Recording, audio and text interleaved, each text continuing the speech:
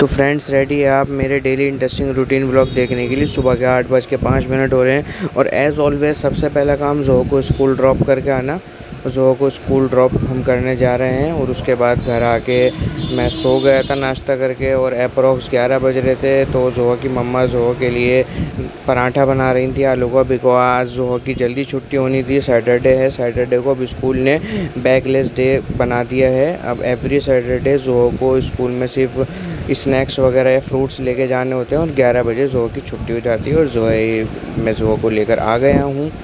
और इसके बाद हम अपना वही शॉप का मुझे अपना कुछ सामान लेना था, कुछ सॉसेस वगैरह लेनी थी जो कि मैंने कलेक्ट कर ली हैं। उसके बाद हम अपने निकल जाएंगे अपना नेक्स्ट जगह।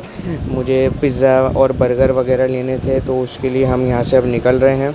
और डेली की तरह मैंने ज़ोहो को कैप उड़ा दिए ताकि उसको हीट कम लगे और धूप तो रुक ही नहीं रही है। डेली टेम्परेचर हाई होता जा रहा है, टेम्परेचर माइनस में तो जा ही नहीं रहा है, टेम्परेचर बढ़ता ही जा रहा है, बढ़ता ही जा रहा है। बहुत ज़्यादा गर्मी हो रही है, बेतहाशा गर्मी है।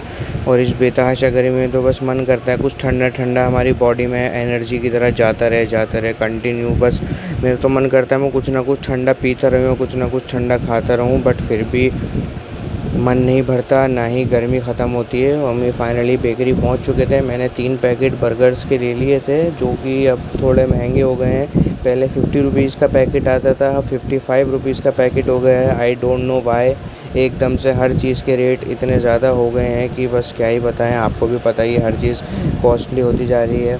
और शॉप वाले भैया ने ज़ोहो को एक एल्पेनलीबे टॉफ़ी गिफ्ट कर दी थी। और ये जो बेकरी है यमुना विहार में है, ये हमारा ट्रांस यमुना का काफ़ी पोर्श एरिया है यमुना विहार। और उसके बाद फाइनली मैं ज़ोहो को लेके घर पहुंच चुका था बिकॉज़ मुझे जल्दी से अपनी स्कूटी सर्विस पे देनी थी। मनोज भाई हैं एक हमारे, काफ़ी अच्छा मैकेनिक हैं, हमारे घर के बिल्कुल नियर बाई हैं। मैंने उनको स्कूटी तो दे दी थी बट अनफॉर्चुनेटली मैं इंजन ऑयल घर पे ही भूल गया था, जिसको लेने मैं घर जा रहा हूँ वापसी। इतनी ज़्यादा गर्मी है और उसमें मुझे दोबारा घर जाना पड़ रहा है, फिर मुझे इंजन ऑयल लेके फिर दोबारा से मनोज भाई को देने जाना पड़ेगा। मुझे तो बहुत ज़्यादा गुस्सा आ रहा था गर्मी की वजह से, बट क्या करें, अब इंजन ऑयल तो देना पड़ेगा because without changing the engine oil scooty की सर्विस तो पॉसिबल नहीं है। और उसी टाइम एक वाटरमेलन वाले अंकल हमारी गली में आ गए थे। ज़ोहो मुझसे 2 दिन से कह रही थी कि बेटा मुझे वाटरमेलन खाना है, तो मैं वाटरमेलन लेने रुक गया था। मैंने अंकल से कहा, मैंने कहा भैया इसको अच्छे से आप कट करके दिखाना और एकदम मीठा होना चाहिए। तो उन्होंने मुझे बढ़िया सा तरबूज निकाल के दे दिया। फिर उसके बाद मैं अपना मनोज भाई के पास इंजन ऑयल लेके निकल गया था। वही सेम गर्मी, आउट ऑफ कंट्रोल, बर्दाश्त से बाहर।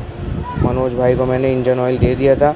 फिर उसके बाद मुझे अपना शॉप के लिए कुछ पॉलीथीन्स बैग लेने थे जिसको मैं लेने आ गया था पैदल वॉक इन पे ही। एक ही शॉप है हमारे बैक साइड में, एक रिलायंस फ्रेश है उसके आसपास ही शॉप है, वहाँ से मैंने 2 साइज़ की पॉलीथीन्स ले ली थी। और जाते जाते मुझे रास्ते में एक बहुत ही खूबसूरत चीज़ दिखी नेचर की। ये देखिए, इसको किसी ने भी यहाँ पे प्लांट नहीं किया है, ये बाय नेचर यहाँ पे उग गया है और इसकी कोई भी केयर नहीं होती है। और उसके बाद मैं अपना पॉलीथीन्स लेके घर पहुँच गया था। लंच का टाइम हो गया था। आज लंच में हमारे यहाँ बनी थी कढ़ी जो कि हम रोटी के साथ खाएंगे, चावल के साथ इसलिए नहीं बनाई बिकॉज़ चावल हमने नाइट में खाए थे, इसलिए हमने अब चावल अवॉइड किए। और ये सेम छाछ एज़ ऑलवेज जो मैं गर्मियों में पीता हूँ, बूंदी डाल के, मसाला वगैरह डाल के, बिकॉज़ छाछ के बिना मुझे खाना खाने में बिल्कुल भी मज़ा नहीं आता। तो आप भी चाहें तो मेरे साथ ये बाइट ले सकते हैं और मुझे आप कमेंट्स में बताइए कि कढ़ी किस किस की फेवरेट है और कौन कौन कढ़ी राइस के साथ लेता है और कौन कौन कढ़ी रोटी के साथ प्रेफर करता है। और अपना लंच करके फिर मेरे पास मनोज भैया की कॉल आ गई थी कि आपकी स्कूटी ऑलमोस्ट कंप्लीट हो गई है, उसकी सर्विस मैंने कर दी है, 5-10 मिनट का काम बाकी है तो आप आके ले लो। क्योंकि मैंने मनोज भैया से रिक्वेस्ट करी थी कि जल्दी से कर देना बिकॉज़ मुझे भजनपुरा मार्केट जाना था। मैंने मम्मी का दुपट्टा वहाँ पे डाई के लिए दिया था जो कि मुझे लेकर आना था। तो मैं मनोज भैया के पास पहुँच गया था, बस उन्हें ये अपना छोटा सा एक पार्ट इसमें फ़िट करके इसको वॉश वगैरह करना था और उसके बाद मैं अपना मार्केट के लिए निकलता। बट यहाँ पे थोड़ा टाइम एक्स्ट्रा लग गया बिकॉज़ में 1-2 वॉक-इन्स आ गए थे जिसके लिए मनोज भाई को करना पड़ा, उनकी सर्विस वगैरह जो भी उसमें प्रॉब्लम थी। बट फाइनली कुछ देर के बाद मेरी स्कूटी की वॉशिंग का नंबर आ ही गया था मुझे बहुत ज़्यादा मज़ा आता है गाड़ी वॉश करने में। मैं पहले ख़ुद ही वॉश करता था। मेरे पास भी अपना एक वॉशर मशीन है, वो भी मैं आपको अपने किसी व्लॉग में शो करूँगा कि मेरे पास कौन सी कंपनी का है और मैं किस तरीके से अपनी बाइक या स्कूटी को वॉश करता हूँ। मेरे पास एक बाइक भी है, एफजेड है वो यामाहा की, वो भी मैं आपको किसी व्लॉग में शो करूँगा। तो ये देखिए, इस पे साबुन वगैरह सब लग चुका है, अच्छे से वॉश हो चुकी है। अभी इसकी फ़ाइनल क्लीनिंग चल रही है। इसके बाद इस पे पॉलिश की जाएगी और उसके बाद फाइनली मेरी स्कूटी एकदम चमक जाएगी। बट जैसे कि मैंने लास्ट व्लॉग में बताया था, मुझे स्कूटी बिल्कुल भी पसंद नहीं है, बट मैं इसको यूज़ करता हूँ। उसके पीछे एक रीज़न है जो कि मैं आपको किसी अपने व्लॉग में दिखाऊंगा। अगर आप जानना चाहते हैं तो आप उसके लिए मुझे कमेंट कीजिए, तो फिर मैं उसके ऊपर भी एक छोटा सा व्लॉग में एक क्लिप डाल दूँगा कि मैंने स्कूटी क्यों परचेज़ की। और उसके बाद मेरी शॉप ओपन करने का टाइम हो चुका था, क्योंकि 5 बज गए थे, इसलिए मैंने मार्केट जाना कैंसिल कर दिया था। मैं गया था बट मैं बीच रास्ते में से ही वापस आ गया था, बिकॉज़ मुझे शॉप ओपन करनी थी। और मैंने शॉप ओपन करने के बाद ये मेरा छोटा सा क्यूट सा मनी प्लांट है, इसमें मैंने इसको पानी दिया, बिकॉज़ इसकी जो मिट्टी है काफ़ी ड्राई हो गई थी। और मैंने शॉप को क्लीन नहीं करी थी, क्योंकि कल रात में ही मैंने अपनी शॉप को अच्छे से क्लीन कर दिया था। फिर मेरे पास एक ज़ोमैटो का ऑर्डर आ गया था, जिसमें आपका मिनी स्मॉल चिकन पिज़्ज़ा का ऑर्डर था, एक्स्ट्रा चीज़ के साथ। आप देख सकते हैं कितना चीज़ी और क्रंची सा पिज़्ज़ा बनाया है मैंने। राइडर भैया भी बाहर आ चुके हैं, वो वेट कर रहे हैं, बस जस्ट मुझे इसको पैक करके उनको हैंड ओवर करना है। और इसी बीच मेरे पास लोकल ऑर्डर भी काफ़ी सारे आ रहे थे मेरे व्हाट्सएप पे, जिनको मुझे जल्दी जल्दी प्रिपेयर करना था। ये भैया यहाँ पे आ चुके हैं बाहर, ये मैं उनको हैंड ओवर कर दिया है। और ये आपका न्यू मुस्तफ़ाबाद का ऑर्डर था, जो कि ज़ोमैटो पे मुझे रिसीव हुआ था। ज़ोमैटो पे तो मेरे बहुत अच्छे ऑर्डर्स आते हैं माशाल्लाह से।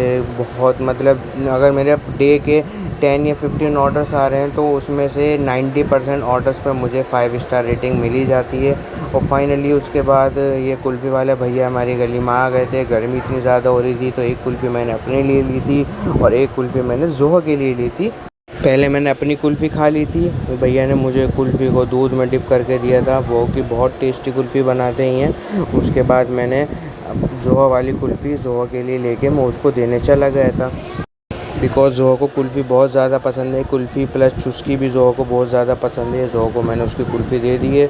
और उसके बाद रात का टाइम हो गया था, 3 साढ़े 3 ही बज रहे थे अप्रॉक्स। शॉप क्लोज़ करने का टाइम हो गया था। एज़ ऑलवेज़ मैं सारे स्विचेस वगैरह शॉप के अच्छे से क्लोज़ करता हूँ, बिकॉज़ रिस्क बिल्कुल भी नहीं लेना चाहिए। अगर आपकी भी कोई शॉप है या कुछ भी ऐसी है आपकी दुकान वगैरह, कुछ भी A to Z, आप जब उसको क्लोज़ करते हैं तो सब कुछ आप स्विचेस वगैरह को बंद करके उसके बाद ही फाइनल क्लोज़ कीजिए। तो थक चुका हूँ मैं बहुत ज़्यादा आज भी, तो अब मैं सोऊंगा और उसके बाद फिर नेक्स्ट व्लॉग में मैं आपसे मिलूँगा और आपको अपना मैं सारा रूटीन दिखाऊँगा। चलिए मिलते हैं आपसे अपने नेक्स्ट व्लॉग में।